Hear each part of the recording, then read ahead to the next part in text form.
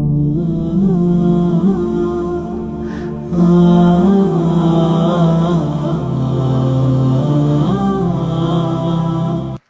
may I again remind our audience that non-Muslims would be given first preference, so much so that even if they have questions out of the topic, but very relevant to the comparative religion scholarship of Dr. Zakir and relevant for the needs of the time, we would permit those questions too from non-Muslims. Yes, sister.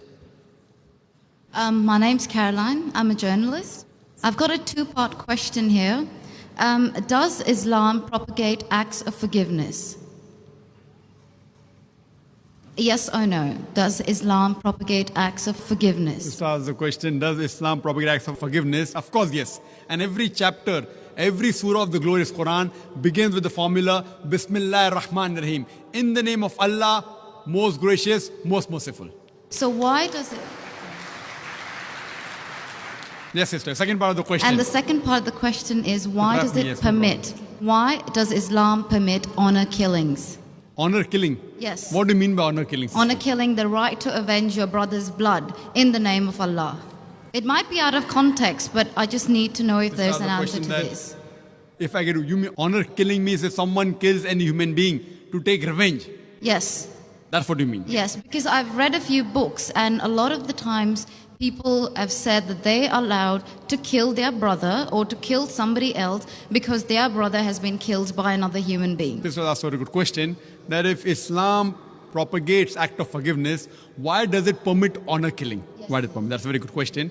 Sister, if you analyze this mention in the Quran, in Surah Baqarah, chapter number 2, verse number 178, the had penalty, the punishment of death, on the basis of qisas.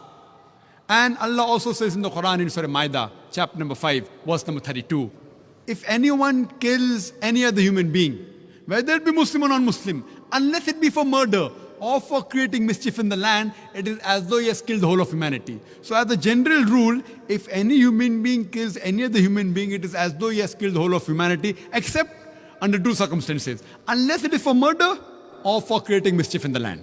Now, there are two exceptions where Islam gives permission where you can kill any other human being. Number one is, if that person has committed murder, which comes in your scope of question, honor killing. Number two is if he is creating fasad, corruption in this land. Again, this is not compulsory.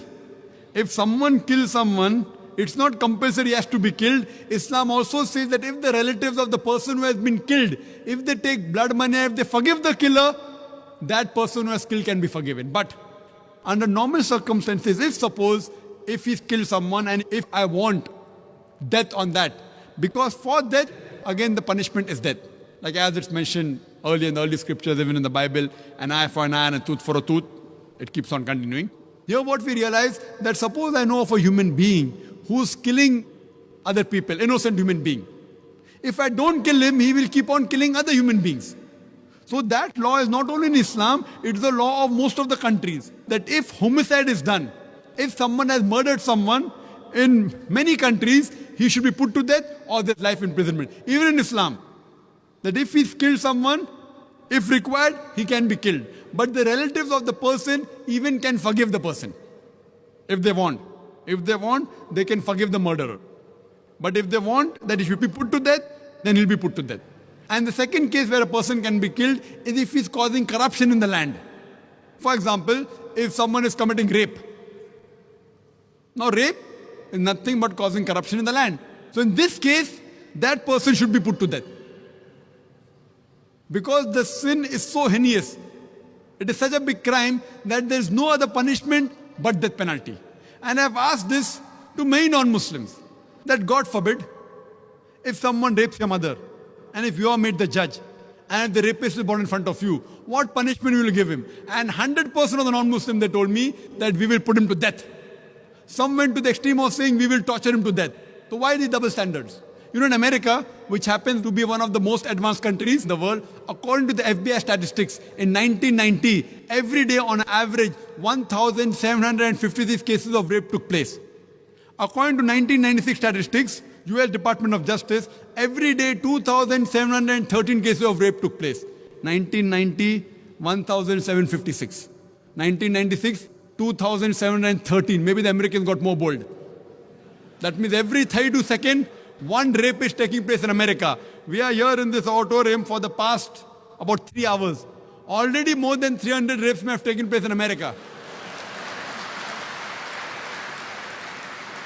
So Islam has a system of hijab, which I mentioned in my talk. That when a man looks at a woman, he should lower the gaze. The woman should follow the Islamic hijab, which I mentioned earlier. After that, if any man commits rape, he gets capital punishment. Even the American law says that 7 years rigorous imprisonment for a rapist, but most of the time he's let free. So when you ask even a non-Muslim, what punishment will you give? 100% say we'll put him to death. There was one American who was a smart aleck.